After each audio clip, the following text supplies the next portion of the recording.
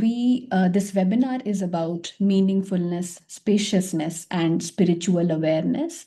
This is an experiential webinar which will be exploring how these inner dimensions transform coaching conversations and leadership choices. We have Cindy here with us today, and we have Pranav. Cindy is a master coach. She's also both Pranav and her will be having a conversation about this. Pranav, as some of you would know, is the co-founder and CEO of Coacharya. He's also a BCC coach. With that, over to you, Cindy and Pranav. Thank you. Thank you, Yamini. Hi, everyone. Lovely to see or hear you're on this call and to be with you. And of course, Happy New Year to all of you. I trust you all are doing well. So today's webinar has come out of quite an organic conversation by some of us in the background, including many in our community of coaches. And Pranav and I were discussing this, and we thought, let's do a webinar. Let's open up the topic. So we include all our coaches into it. And of course, some of you that can't attend today will watch the webinar and do some things different for themselves to create more space, meaning, and spiritual awareness as they move forward into the year.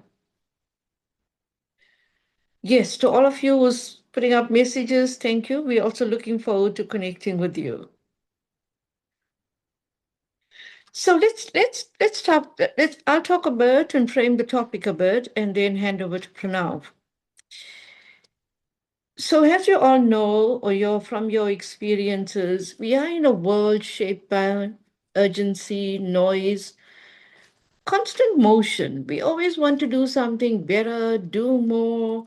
We are being asked to do more, deliver on more, and we have that expectation from ourselves.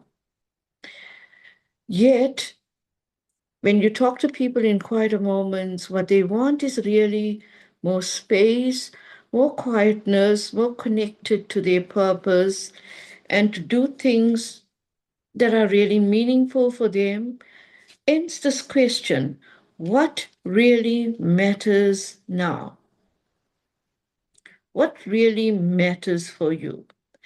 We'd love to hear your thoughts on that question. Please go ahead and type it into the chat. What really matters for you right now? And as you are answering that, Pranav and I will also engage in some dialogue around the topic. So Pranav, is that a good opening question for us? What really matters now in current times?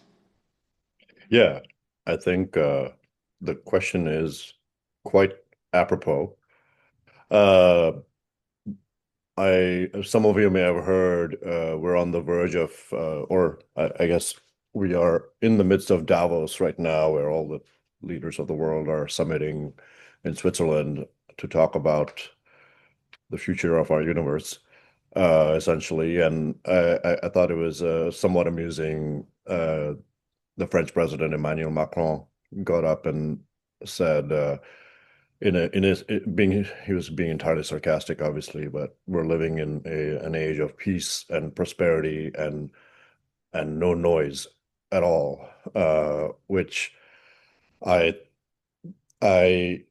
think is a reflection of where we are emotionally and mentally.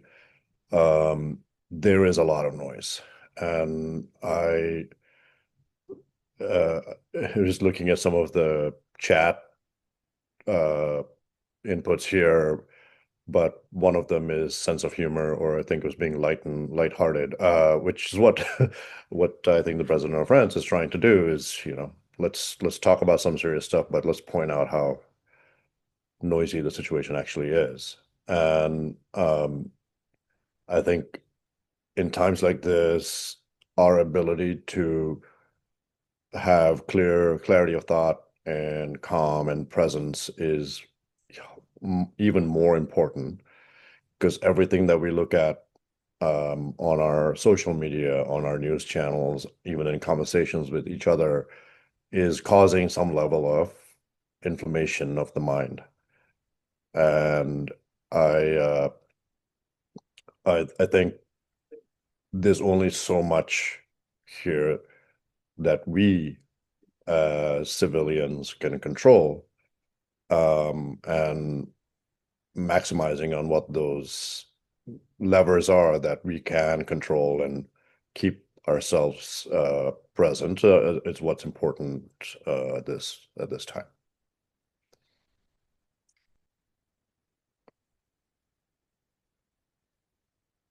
So that's quite a profound question, Pranav. What keeps us grounded, resilient at current times?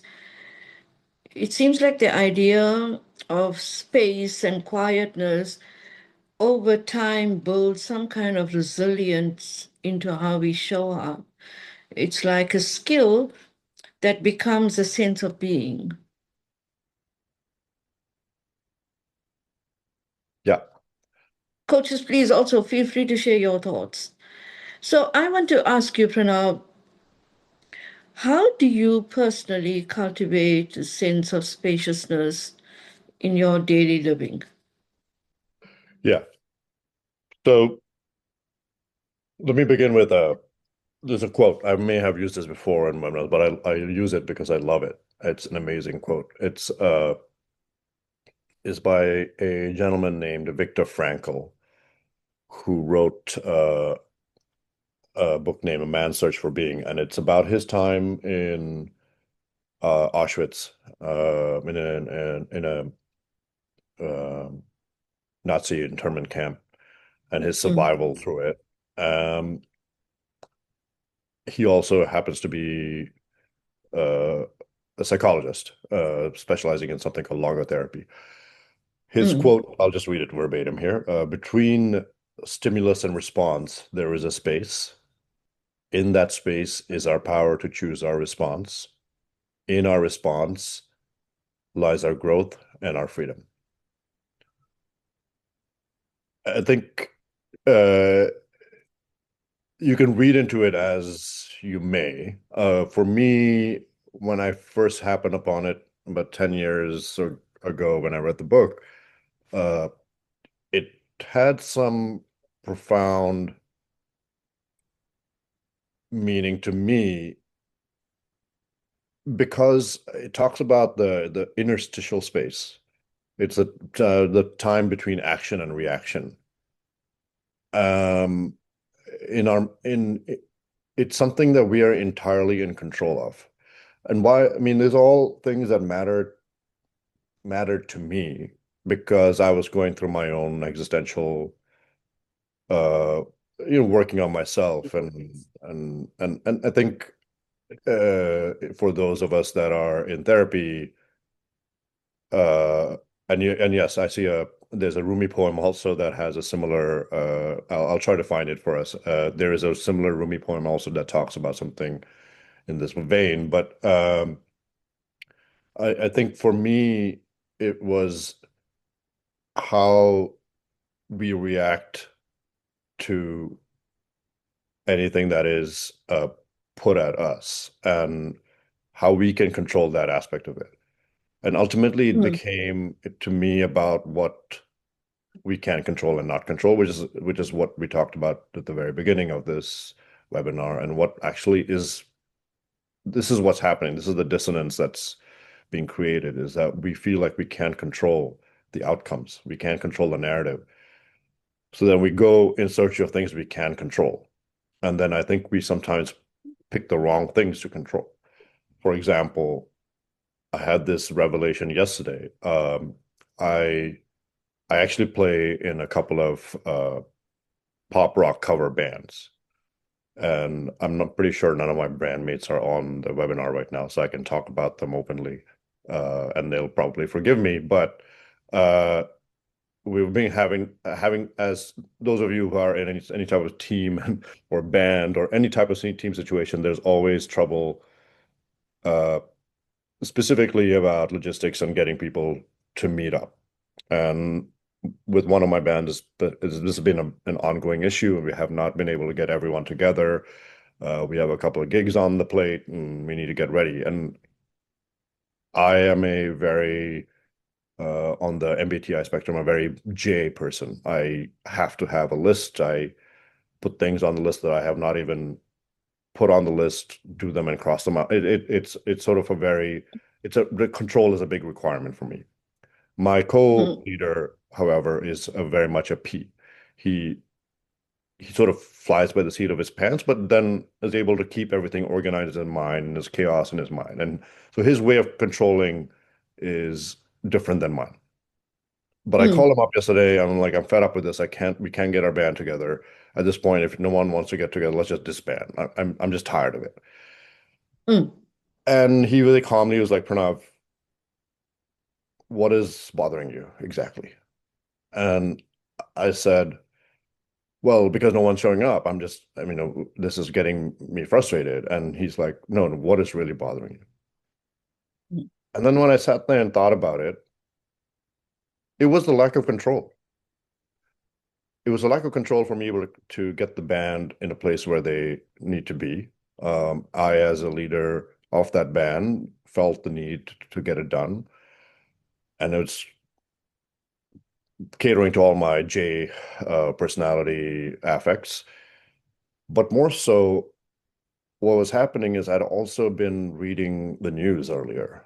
And I live in Los Angeles in the US, and there's been a lot of noise around many things, Mm. uh, political. And I think the news had gotten me also quite riled up. So, because I can't control the larger news cycle nor the political machinations of this country, I was feeling out of control. So what do I was looking for something to control. And the Mm. easiest, lowest hanging fruit was the band and me getting upset at the fact that we can't logistically coordinate ourselves. Um, so it then occurred to me that I could step back.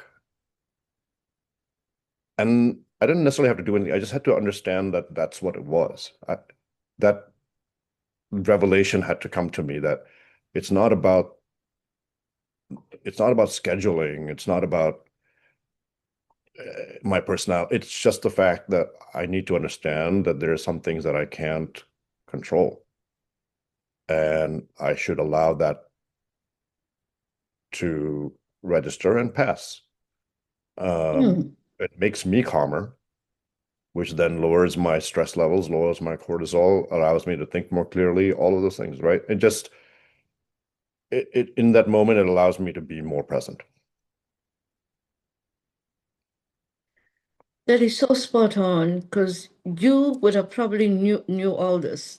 You would have probably told yourself, let me take a moment, step back, and see what's going on with me. If all that lack of control had not shown up as priority right up front, it's taking top spot in your thinking. Because, I mean, naturally, you come across quite reflective in all our conversations, in our years of knowing each other. And it seems like that kind of skills already inside you to take a step back and to notice. So, how come you yourself didn't pay attention and ask that question? What's really going on? Because, and thank you for that, Cindy. Maybe it's you that brings out the reflection in me, and maybe only you see that in me. But in any case, the in that moment, I was too there was too much anxiety, there was too much going on in my mind about I was getting upset at too many things that were happening outside of my realm, outside of my control, and probably outside of my reality. I don't know that I don't know how deeply I am being affected on a micro level by the politics of the world. On a macro level, sure, but on a micro level, like, is anything actually going to happen to me? Probabilities are low. And but I'm letting all of it affect me emotionally. And I think in that sense, it was hard to think reflectively and clearly. It was hard for me to find that space between stimulus and response, that interstitial space.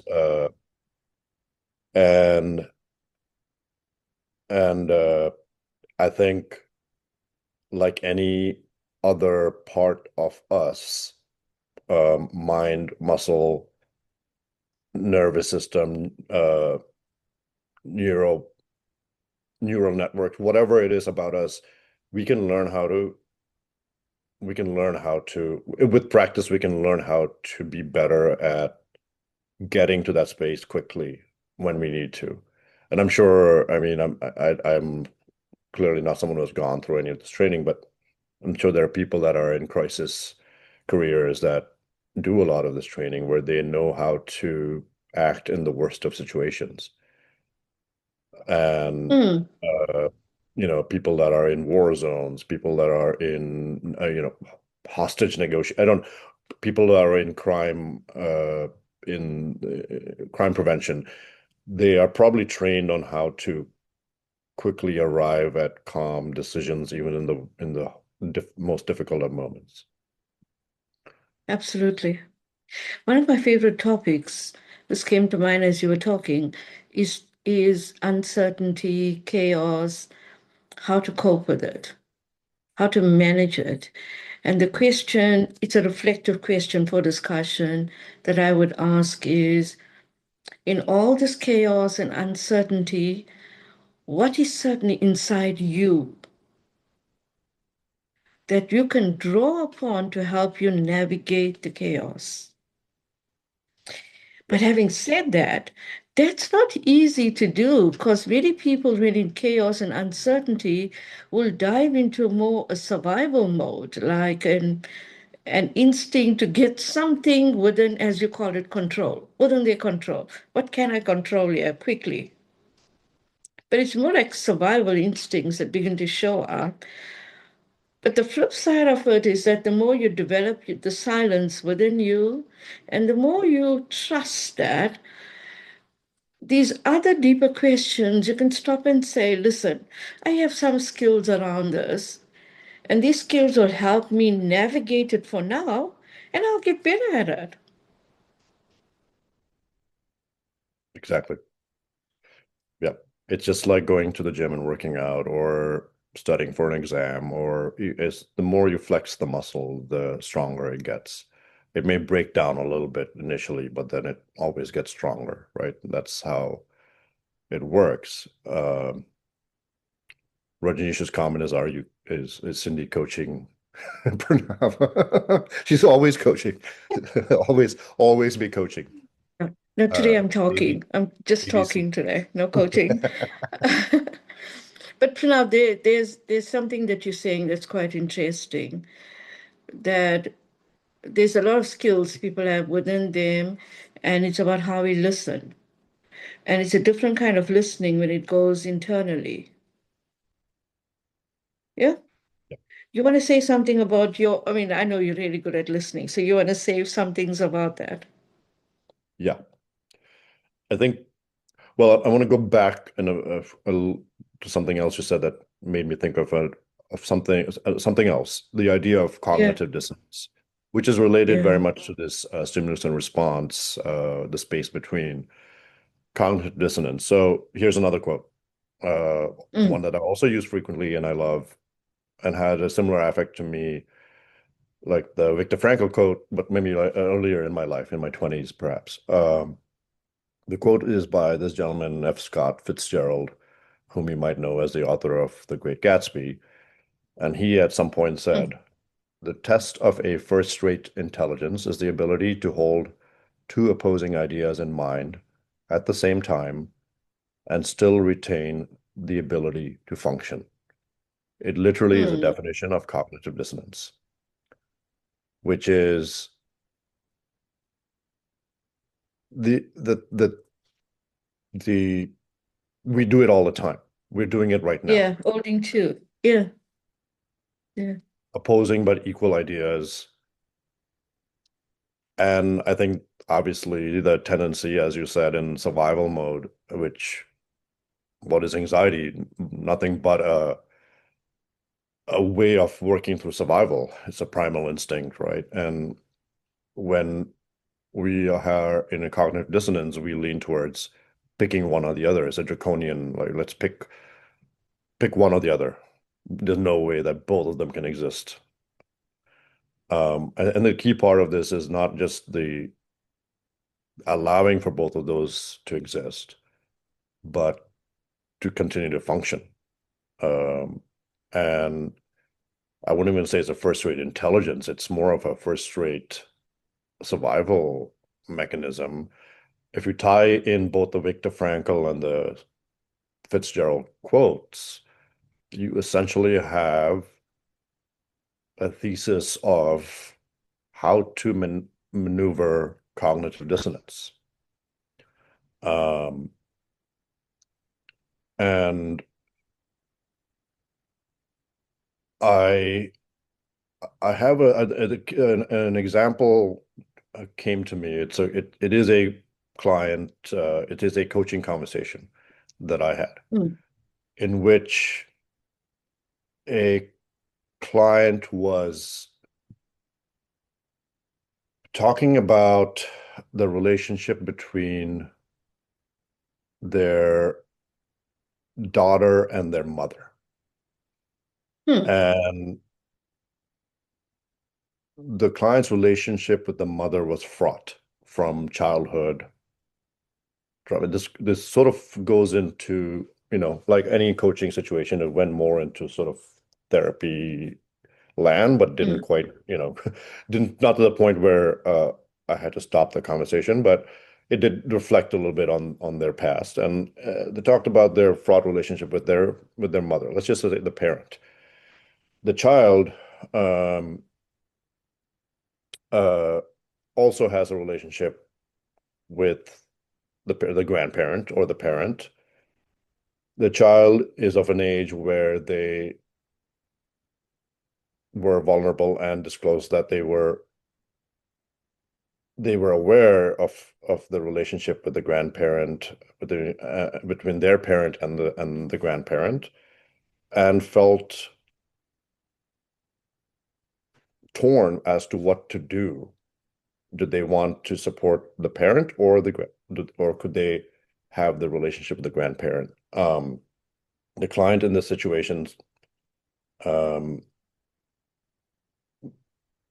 was able to reflect and say to the child who is, prefrontal lobe development, young, not an adult, not executive function, not fully developed, none of those things. You can have your own relationship with my parent. I have a relationship with my parent. I will work through that relationship myself.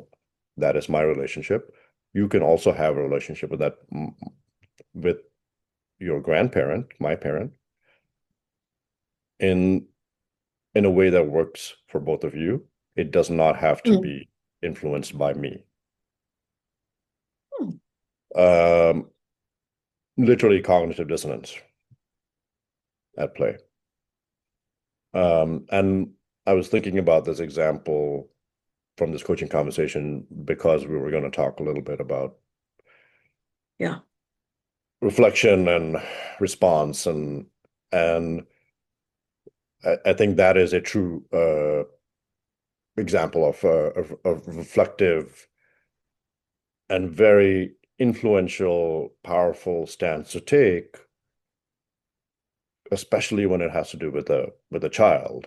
This could potentially not only inure the child to future paralysis around cognitive dissonance, but is also helping them develop as a human. Right? It's quite powerful. Yeah, so quite systemic also. Sorry, go ahead. So no, I was just saying it's quite systemic the way you were describing it. Self, parents, grandparents, and Yeah. the interrelationship between, yeah. Yeah. But I think the more of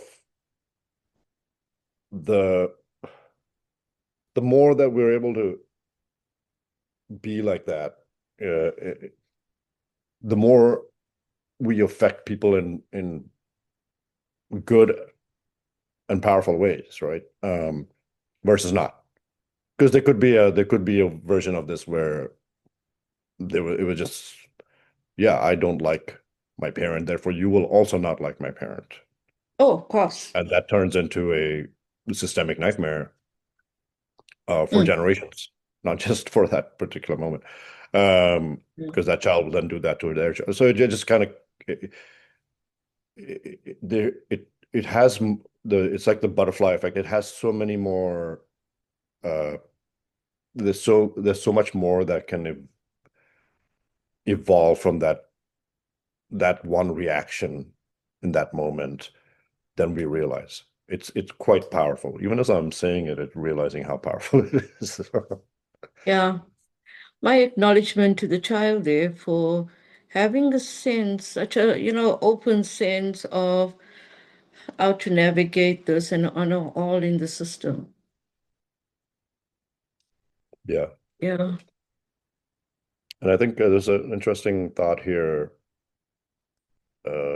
that anchors as well, is that it's a realization that we're in. It's talking about survival mode, but the realization that we're in that moment is what's key.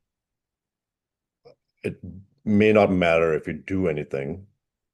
It may not matter if you act on it, but the realization of it is what's key, because that's where the growth happens.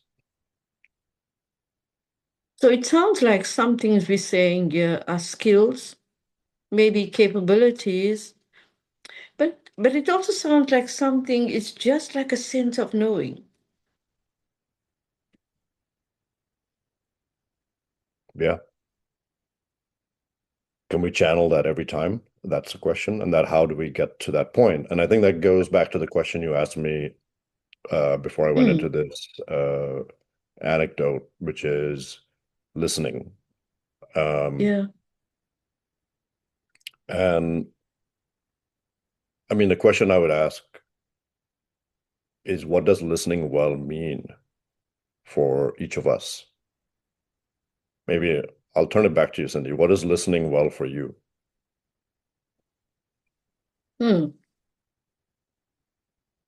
So I gotta listen to everything that's showing up. Like I don't purposefully say, now I'm going to listen to your words and your emotions and your spoken and the unspoken. So it just shows up like that, right? I would listen to whatever you're saying and see multiple layers showing up. But it's quite organic for me. Like I said to you, it sounds like the child was quite systemic in approach because I can hear all the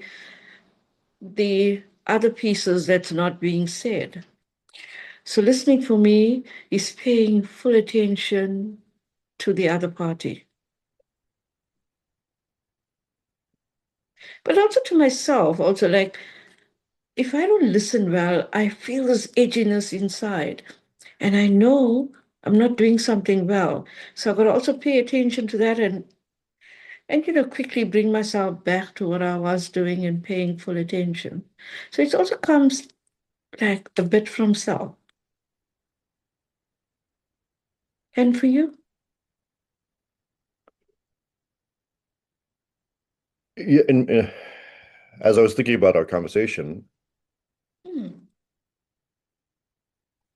I was thinking to myself, yeah, how do I listen well? How do I listen well, and what are my influences? What has influenced me? I think that you touched on that just now. Yeah. And the adage for me is to speak only if I think it will improve upon silence. I think I don't want to plagiarize. I think it is actually a quote, but I don't remember who said it. But it's speak only if you think it will improve upon silence. Um, right? So that's maybe a test that we put forth to ourselves anytime we want to react. If we are in a coaching conversation, if we're in a conversation with our friends, a conversation with our significant others, children, business partner, whatever, it doesn't matter. What's what you're going to say going to improve upon silence? And if it isn't, then just shut up. Just listen. Right. It is That's Gandhi. that's a lovely That's what I, point you're saying. I mean, that's yeah, lovely. I mean, I love it is that. Gandhi Like, that said it. I want to give appropriate uh sourcing here. I just didn't remember, but yeah. yeah, that's lovely. It's a lovely moment. How do we improve on silence? Coaches, what do you think? Or to all our participants, what are your thoughts right now as we are talking? You know, what is listening for you? Or what makes, how do you need to show up to know that you are listening well? Maybe that's a better question. Yeah. So I want to hear this from you. What is your personal experience?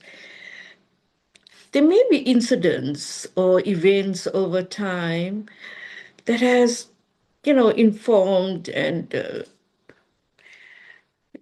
how you show up right now is being influenced by all those events and past experiences. What for you told you that "Hmm, these are the things I need to go quiet and reflect on, and these are the things I need to be openly speaking about it"? How do you draw the difference between both? Yeah.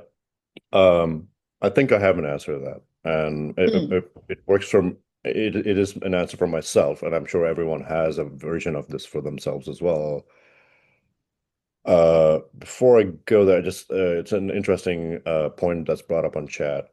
How can we be cognitive to handle every situation when we're in the midst of handling it? I think that's the question, that's the point being made. One, um, Tracy, Cindy, and I, this is a self-promotional point. So Tracy, Cindy, and I are running a cohort starting Jan 30th for level one ACC. Um, if any and all are interested, uh, I think there will be a link to look into it, where many of these thoughts will be processed and analyzed. Um, mm, and frankly, in all full disclosure, the topic for this webinar is to prime for this cohort. What you asked me, Cindy, is how do you know, right?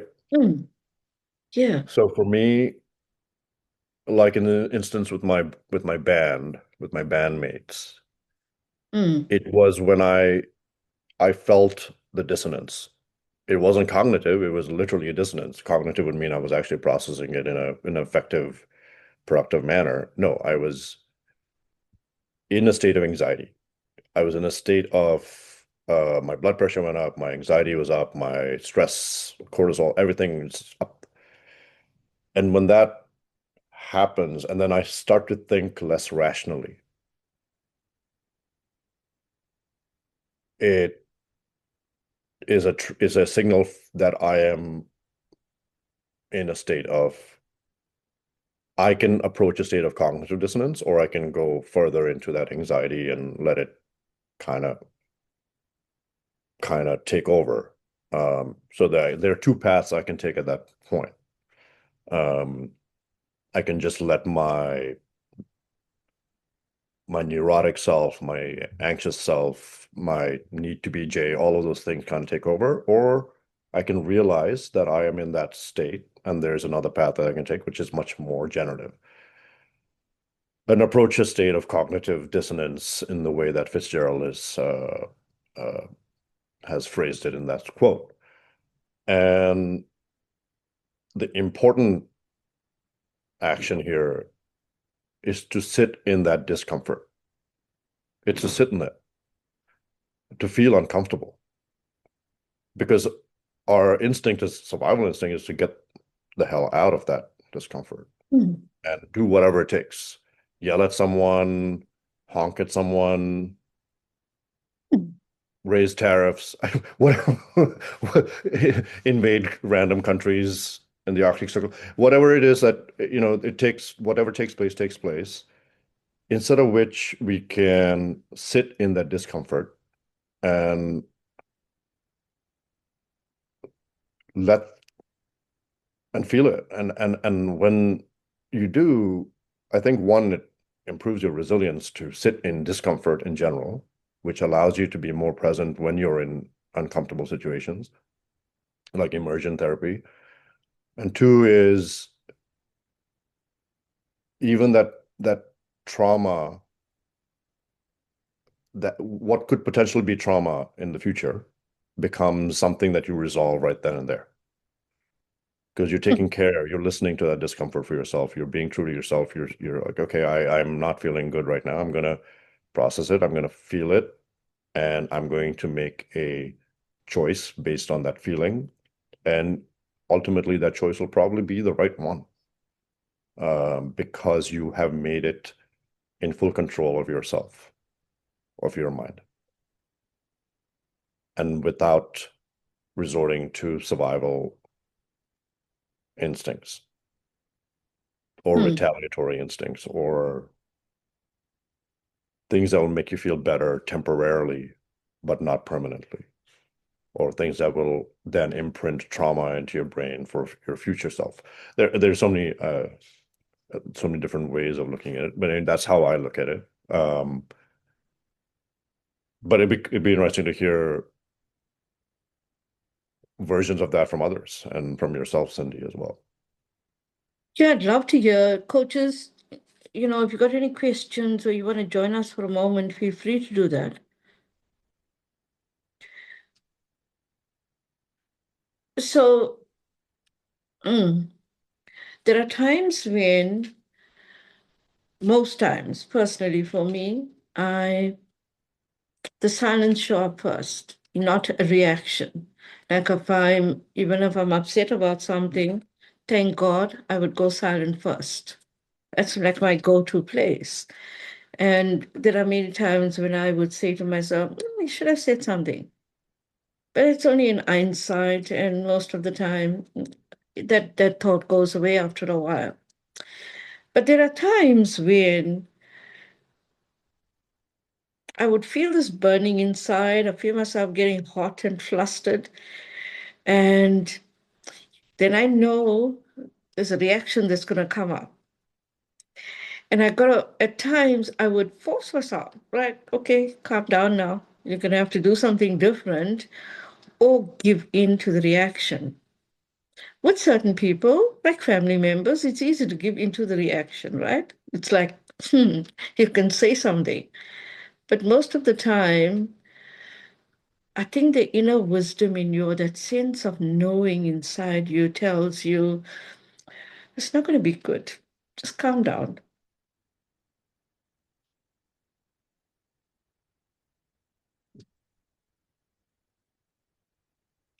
So I think when you build moments like that for yourself, this figuring out, do I say something or not? And use that. Silence is not inactive, it's quite active. Even if you're silent, you've got all these thoughts and these feelings and body experiences happening. I know many times my chest would be feeling heavy, my throat would close up. So I know all these signs are coming up because I need to say something and I'm not. But I think it's a pattern of how you consistently manage these moments that leads to eventually you feeling comfort with spaciousness inside you. And when the moment calls for it, then you know, I think I made a good choice here. Well, in hindsight, you think, this was a good choice. So for me, it leads to that decision making. And maybe, Pranav, of course, expand on this. Maybe that's also spiritual awareness, right? When we have this total consciousness of self and how we show up in the space of others and the world. Yeah. Yes. I mean, that's exactly right. There's whether it's a spiritual or an existential awareness, Mm. I think we all have it. Some of us can tap into it a lot easier than others. Some of us can have to learn how to do it. Some of us can do it innately. Mm. I know examples of all types of people. I am not someone who has it innately and have learned to do it over time.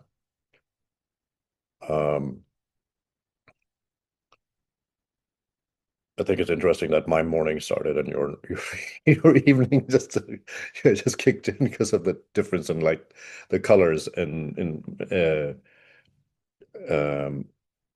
or is Cindy just frozen? I can't tell. But I um I think that um it is something that we can practice and get better at. And it all goes down to the idea of creating the best sense of self that we can for ourselves, and that is just working on ourselves and understanding ourselves better.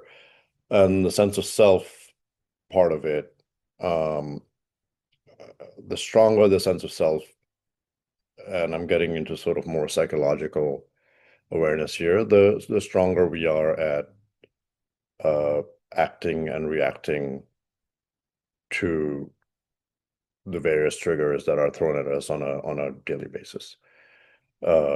So that is my answer to it. And I think what Cindy said earlier was, how do she mentioned different types of people that we may feel this with. It could be with family members, it could be with complete strangers. And what is the level of comfort or discomfort to react to those types of people?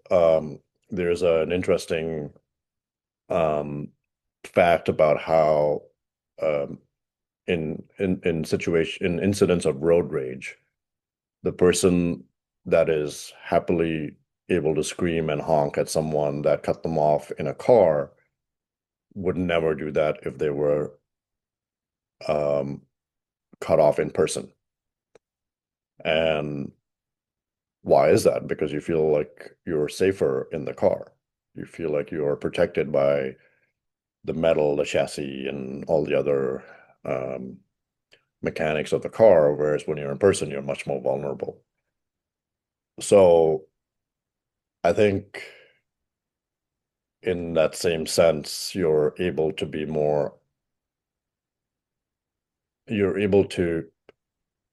probably react more openly with someone that you're familiar with a family member, versus someone whom you don't know that well, um, for obvious reasons. But the idea is that you react to both of those types of profiles the same way, Hmm. and that you listen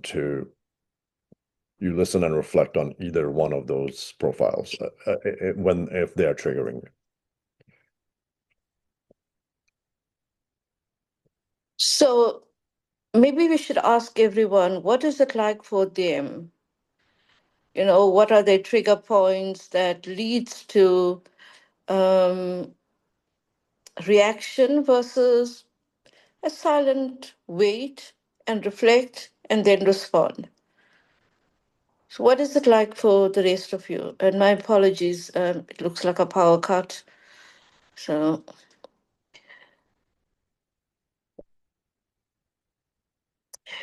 at this point, Yamini, may I ask you, so on this topic of spiritual awareness, as you would know, Ram has got a lot of um, recordings and videos and ebooks on the topic, and many of it is stored in our YouTube channel, which everyone can sign up or get access to. So Yamni, if you can put a link into the YouTube channel if you want to hear more around spiritual awareness and meditation or some techniques and tools that'll help you.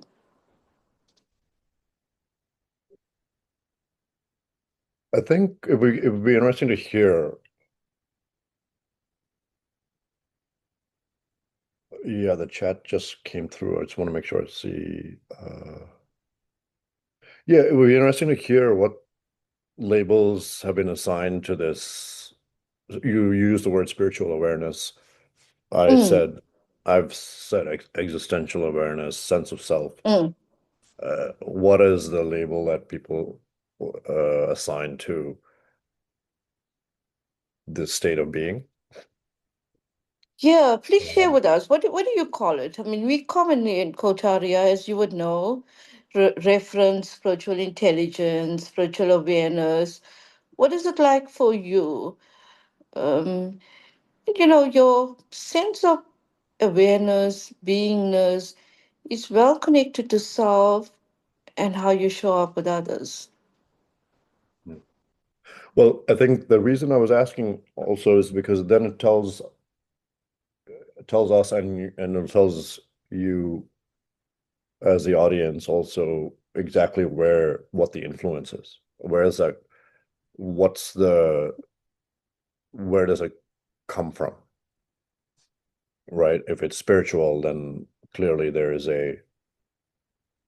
um, there's a different source for that inspiration, for that feeling than if it is personal.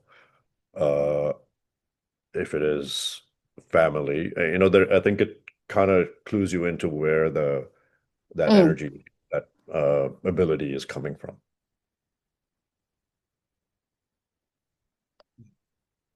mm. Please share your thoughts. Hmm. So I have a question. I'm now becoming mindful not for it not to be coaching questions, but I don't know how else to word it. Hmm. So here's my question. I'm going to read it off my notes. What inequalities do you bring into a room that goes beyond skills?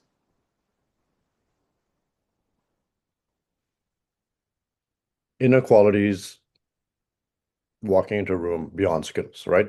That's what you asked Yeah, me? absolutely. For everyone. It's a For good everyone. question Yeah. for everyone. Yeah. Yeah. Uh, I mean, what it immediately makes me think of is, and as I see this chat, non-judgmental, calmness and centeredness, grounded energy, compassion, curiosity, Mm, bring in love. So what it immediately makes me think of is how I would have entered a room. I'm uh, I'm nearly 50 years old this year.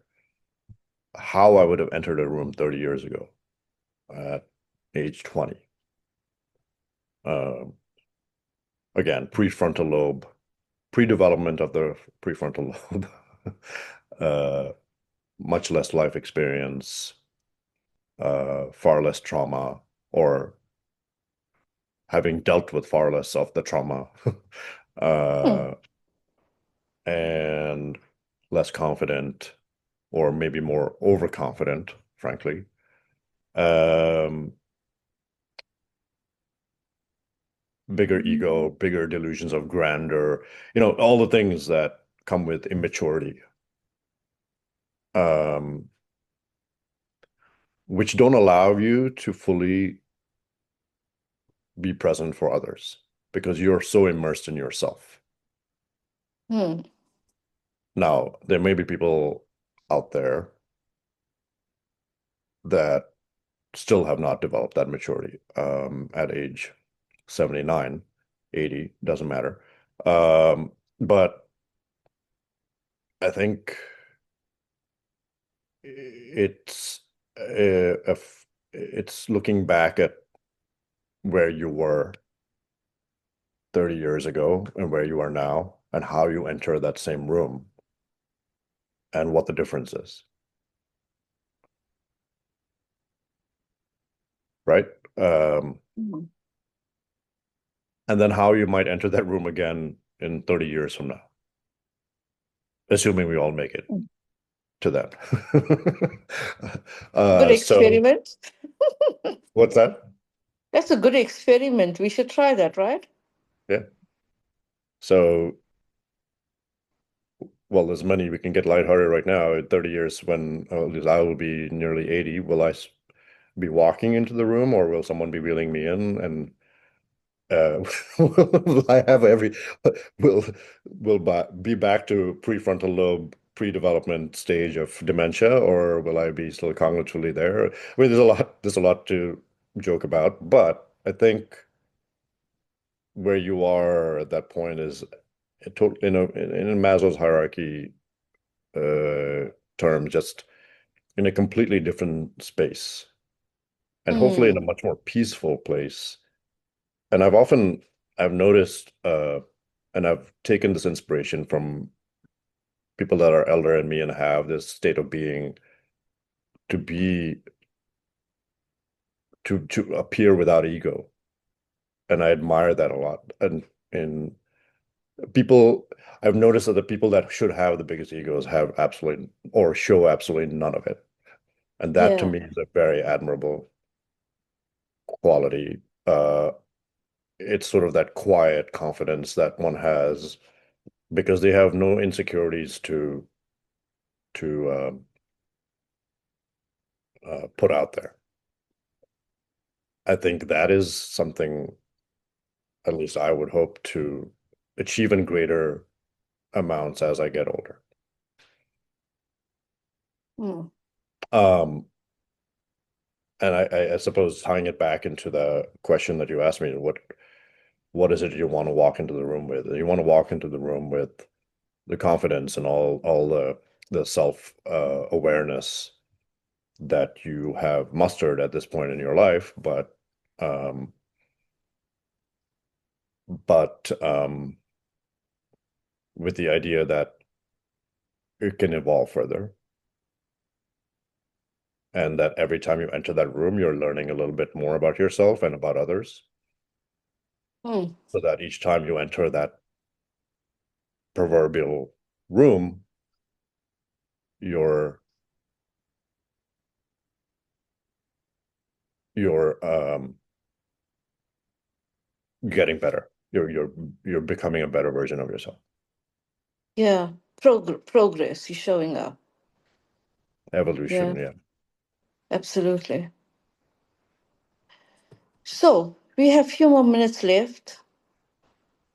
If you had to give our audience or our participants some tips on how to create spaciousness, meaningfulness for themselves, what would it look like? What would you say?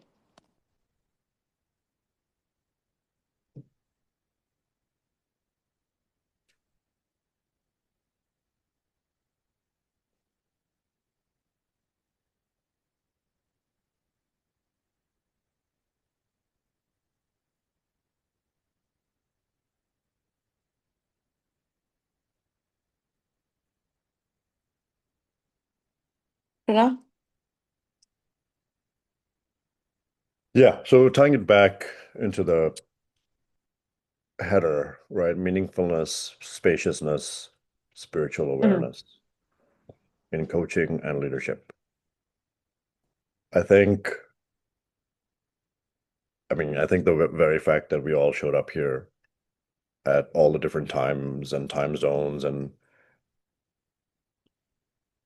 uh, as the sun is setting for you, Cindy, the sun is rising for me, and the same for many of us on here. And I always love how many different parts of the world are represented on our webinars. But uh, showing up for this in itself is part of this path to meaningfulness, spaciousness, spiritual awareness, and hopefully, at the very least, we all walk away from this with some cognitive dissonance, actually, around Yeah. how we feel about this topic.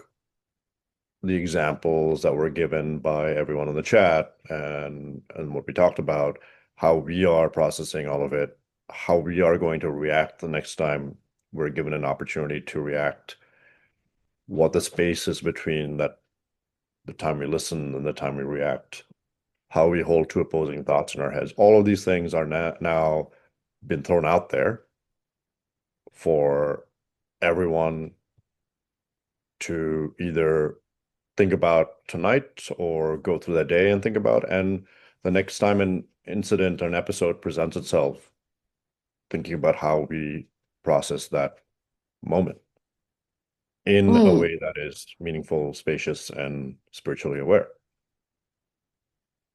Right. And Yeah. I think it literally is all about the idea that we now have a choice to reflect on this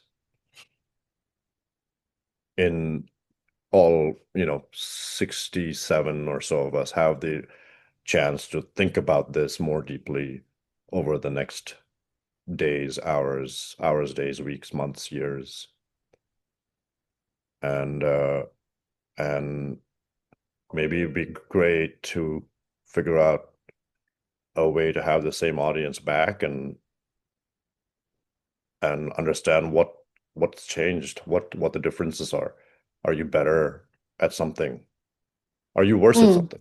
Are you able to have better conversations? Was there a specific incident?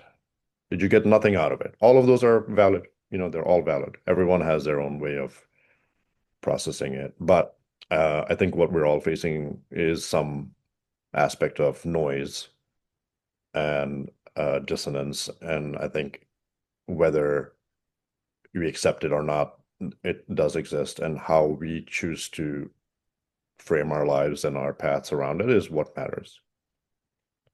Yeah. Love it. And coaches, please, what are your closing thoughts in the last minute or so? What closing thoughts do you want to leave this webinar with? Please type it into the chat box. We'd love to hear that. And just, one more sentence I'll say to continue what Pranav was saying. In those moments where you are facing chaos, uncertainty, conflict, and you're unsure, take a quiet moment. Just take a quiet moment and figure it out for yourself. And if you can't, then reach out to somebody. Like, there's no reason to sit with it by yourself. Reach out, create meaning. If somebody else is going to help you with meaning, so be it. Sometimes just a 5-minute conversation has impact that lasts a lifetime. Thank you all for attending. By no means has this webinar topic, drawn to any conclusions. We've just opened the space for discussion, and hopefully we'll continue to do that soon again. Thank you, Pranav. It's been wonderful. Thank you, Sydney. Thank you, everyone.